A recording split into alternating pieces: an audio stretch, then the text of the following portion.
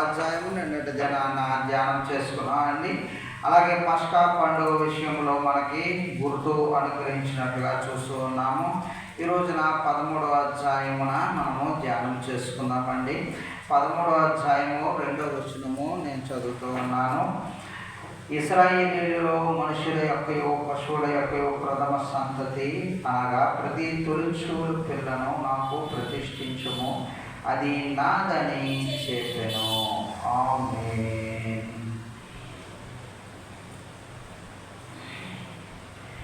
ఇక్కడ చూడండి, మనకి తరతరములు జ్ఞాపకం చేసుకోవాలి అని చెప్పేసి దేవుడు చెప్తూ ఉన్నాడు. ఎందుకనగా ప్రత్యేకించబడి వారిని విడుదల చేసినట్లుగా మనం చూస్తూ ఉన్నాం. వారికి గృహములకి గుర్తు, మనకి ఈ రోజున గుర్తు అనుగ్రహించి ఉన్నాడు పస్కా పండుగ ద్వారా. అయితే ఇక్కడ మరలా ఇంకొక నిబంధన కూడా ఈ అధ్యాయంలో చూస్తూ ఉన్నాం. ఏమిటనగా ప్రథమ సంతతి. అలాగే ప్రథమ సంతతి పశువుల్లో కానీ అలాగే మనుష్యులలో కానీ ప్రథమ సంతతి ఎవరిదంటే స్వాస్యము దేవునిది. అయితే ఈ రోజున దేవుని సేవకు కానీ మరలా దేశ సంరక్షణలో కానీ అలాగే మరలా ఇక్కడ పాటలు పాడటంలో కానీ యాక్టివ్ పాత్ర అంతా కూడా యవనస్తుల బలవంతులు వారందరూ కూడా ఏమై ఉన్నారు, దేవుని ప్రధాన సంతానమై ఉండాలని ఆశపడుతూ ఉన్నాడు. అయితే మనము దేశ సేవలో అయినా మందికయ్య గారు అంటుంటారు ఏంటంటే దేశ సేవలో అయినాను మరలా సేవలో అయినాను అలాగే ప్రథమ సంతతి, ఎంగులి లేని ప్రథమ సంతతి దేవుని దయ శ్రేష్టమైన అర్పణ అనగా శ్రేష్టమైన అర్పణ దేవుడు స్వీకరిస్తూ ఉన్నాడు. అటువంటి దాని మీద లక్ష్యం పెట్టు ఉంచుతూ ఉన్నాడు. ఒకవేళ గాడిద ఉందనుకోండి, గాడిదను పశువుల్లో అపవిత్రమైనది, దానిని ఎలా వెలగించి కొనుక్కోవాలి అని దానికి కూడా దేవుడు చెప్తూ ఉన్నాడు. దానికి మారుగా గొర్రె పిల్లను ప్రతిష్ఠించవాలని చెప్తున్నాడు. అయితే మనుషులనైతే దేవాలయంకు తీసుకొచ్చి ఏమేమి చేయాలి, దేవునికి వెలయించి వారిని విడిపించుకోవాలి అని చెప్తూ ఉన్నాడు. కయ్యను అలాగే అర్పణ స్వీకరించలేదు, హేబేలు అర్పణని స్వీకరించినట్లుగా మనం చూస్తూ ఉన్నాం. అయితే ఇక్కడ మనము ప్రాముఖ్యమైన సంఘటన ఇక్కడ మనం చూసుకున్నట్లయితే వీళ్ళందరూ కూడా ఇశ్రాయేలీలందరూ కూడా బయలుదేరి వస్తూ ఉన్నారు. ఇశ్రాయేలీలందరూ బయలుదేరి వెళ్తూ ఉన్నారు. బయలుదేరుతూ ఉన్నప్పుడు ఇక్కడ ఒక యూనిఫామ్గా వెళ్తూ ఉన్నారు. యవనస్తులు బలము చేత యుద్ధ వీరులు లాంటి వారు 6 లక్షల మంది ఉన్నారని మనం చెప్పుకున్నాం. వెళ్తూ ఉన్నారు అనగా వారి ఐగుప్తీయుల సంరక్షణ నుంచి వారిని విడిపింపబడి వెళ్తూ ఉన్నారు. వెళ్తూ ఉన్నప్పుడు అక్కడ కానానుకు వెళ్ళాలనుకోండి, మధ్యలో అనేకమైన ప్రాంతాలు వస్తుంటూ ఉంటాయి. మనందరికీ తెలుసు, అనేక ప్రాంతాలు దాటుకొని కానానికి వెళ్ళవలసి ఉన్నది. అయితే మధ్యలో ఇతరితర రాష్ట్రాలు, దేశాలు, రాజ్యాలు పాలిస్తున్న వారు ఉంటూ ఉంటారు. అయితే బలమైన దండు, ఫిలిప్తీయుల దండు కూడా ఉంటుంది. ఆ దేశం వారు విడిపించడం చూసి వారు ఒకవేళ తరుముకొచ్చారనుకోండి, వీరి దగ్గర ఏమున్నాయి, బంగారం ఉంది, వెండి ఉన్నది, మరలా ఈ మనుషులందరినీ కూడా చెరబట్టి బంధించగల శక్తి వారికి ఉన్నది. ఫిలిప్తీయులకి మరలా పశు సంపద ఉన్నది. చూడండి, అపవాది వారిని దాడి చేసి మరలా వారు భయపడి వారి దాడి నుంచి భయపడి తిరిగి ఐగుప్తులోకే ఫరో రాజు దగ్గరికే వెళ్ళిపోయే అవకాశము ఎక్కువ ఉందంటే. అందుకని దేవుడు వారికి ఒక రూట్ మ్యాప్ చెప్తూ ఉన్నాడు. చూసారా, ముందుగానే వారిని కనానికి ఏ రకముగా వెళ్ళాలో అనేది ముందుగా తెలియపరచడము ఒక విధముగా ఆశ్చర్యపడే సంగతి. అనగా వారికి ముందుగా ఏ రకమైన దారి చూపిస్తూ ఉన్నాడు. దారి చూపించే దేవుడై ఉన్నాడు. ఈ మార్గంలో వెళ్ళు, ఆ మార్గంలో వెళ్ళు, అలాగే పిహెచ్డి కర్తావా, ఎంఏ కర్తావా, సమస్యమును మనకి దేవుడు దారి చూపి ముందుగా దారి చూపే దేవుడై ఉన్నాడు. అలాగే చాలామంది కూడా ఏ వృత్తిలో నడుచుకోవాలో అలాగే ఏ పనిలో నిమగ్నమయ్యాలో కన్ఫ్యూజన్గా ఉన్నప్పుడు దేవుని దగ్గర ఆశ్రయించినట్లయితే దేవుడు మనకి సరైన రూట్ మ్యాప్, రుణములు ఉన్నాయి, వాటికి రుణాల నుంచి బయటికి రావాలి. ఆ దారి ఏదో మనకు తెలియదు. ఆ దారి ముందుగానే మనకి తెలియపరిచి ఇది సరైన మార్గం అని జ్ఞానము బోధించేవాడే మనకు ఉన్నాడు.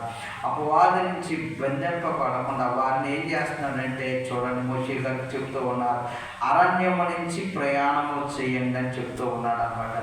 అప్పుడు ఫిలిష్తీయులు దండ నుంచి కాపాడబడతారు వారు భయపడకుండా అని చెప్పి అరణ్య మార్గములో వారు ప్రయాణము కొనసాగిస్తూ ఉన్నట్లుగా మనం చూస్తూ ఉన్నాం ఈ అధ్యాయంలో ప్రాముఖ్యముగా. అలాగే ఇక్కడ చూడండి, మళ్ళా దేవుడు చెప్తూ ఉన్నాడు, ప్రథమ సంతానము అలాగే దేవునిది అని చెప్తూ ఉన్నాడు. మరలా ఇటువంటి సంఘటన మళ్ళా ఏం చెప్తూ ఉన్నాడంటే, మరి ముఖ్యంగా 2-3 చోట్ల వాక్యం ఉంటుందండి.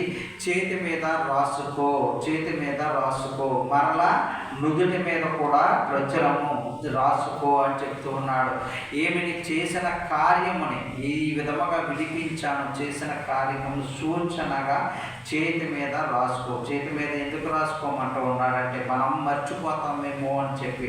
మనం మర్చిపోవడమే కాదు, మరలా ఇతరులకి మన తరములకి చెప్పకుండా ఉంటామేమో అని చెప్పి సూచనగా రాసుకో. ప్రత్యేకంగా చేసిన మేలుని మన తరతరములకు చెప్పులాగున సూచనగా రాసుకోండి అనేది మరి ఒక్క నుంచి వాక్యంలో చెప్తూ ఉన్నాడు. సామెతల గ్రంథంలో ఉంటుంది కదండి, చేతి వేళ్లతో మన సంచిని పట్టుకున్నట్లుగా ఆజ్ఞల్ని పట్టుకోవాలి. సంచిలో ఏముంటాయండి, ఆ వస్తువులు తెచ్చుకోవడానికి ఉపయోగిస్తూ ఉంటాం. మనం ఆజ్ఞలను ఆ విధముగా పట్టుకొని ఉంటాము. అలాగే బ్యాగ్లో చేతిని ఎలా పెట్టుకొని ఉంటాము. అలాగే మనం కూడా చేసిన మేలుని చెప్పమని ఇజ్రాయేల్ ప్రజలకి మనందరికీ కూడా సెలవిస్తూ ఉన్నట్లుగా చూస్తూ ఉన్నాం. అలాగే ఫరో పోనిచ్చగా యుద్ధము చూచినప్పుడు వారు ప్రాయశ్చిత్తపడి తిరుగుదేమో అని చెప్పేసి ఫిలిష్తీయుల దేశము సమీపమై ఆ మార్గంలో వారిని నడిపించలేదు. మరలా వీరికి ఏమై ఉన్నాడంటే తోడుగా ఉన్నాడంటండి. మార్గములో దేవుడు తోడుగా ఉన్నాడంటండి ఈ అధ్యాయంలో. అలాగే పగటి వేళ మేఘస్తంభమై ఉన్నాడంట, రాత్రి వేళ అగ్ని స్తంభమై ప్రజల ఎదుట నుండి తొలగింపబడకుండా వారికి ముందుగా నడుస్తూ ఉన్నాడు. చూడండి, వారికైతే ఫిలిష్తీయులకి రాజు ఉంటాడు, వారు ఆ దేశానికి ఐగుప్తీయులకి ఫరో రాజు ఉన్నాడు. అయితే ఇజ్రాయేలు ప్రజలకి అంత బలమైన దండు మధ్య, అంత భయంకరమైన రాజ్యాల మధ్యన వీరికి తక్కువ మంది ఉన్నప్పటికీ, సైన్యము తక్కువ మందే ఉన్నారు. ఆ దండుతో పోల్చుకుంటే వీరి దండు తక్కువ సైన్యమే ఉన్నప్పటికీ చూడండి, ఎవరు తోడుగా ఉన్నారు? దేవుడు తోడుగా ఉండి సురక్షితముగా వారిని ఎలా చేర్చడానికి చూస్తూ ఉన్నాడో వారి ప్రయాణము కొనసాగుతూ ఉన్నది. అయితే మరలా కొనసాగుతూ ఆడ సింహముల మధ్య, పదమ సింహముల మధ్య ఎలా సింహము పులి పిల్ల ఏ విధముగా జీవింపచేస్తుందో, అంతేగాని ఎక్కడో వాటికి భయపడి అవి వాటి పిల్లల్ని ఒక్కటి కొడితే అవి అయిపోతాయి. కానీ తల్లి ఆడసింహం ఏం చేస్తుంది?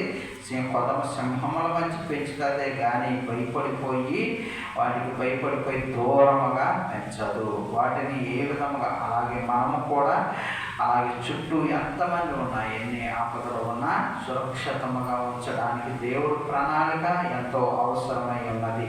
ఎంత ఫిలిష్తీయులు దండు ఉన్నా, అమోరీయులు దండు ఉన్నా, ఫరో రాజు గారు దండు ఉన్నా సరే వీరు మాత్రము ఎలా రహదారి ఏ విధముగా ప్రణాళిక చెప్పున అరణ్య మార్గంలో ప్రయాణం చేస్తూ ఉన్నారు.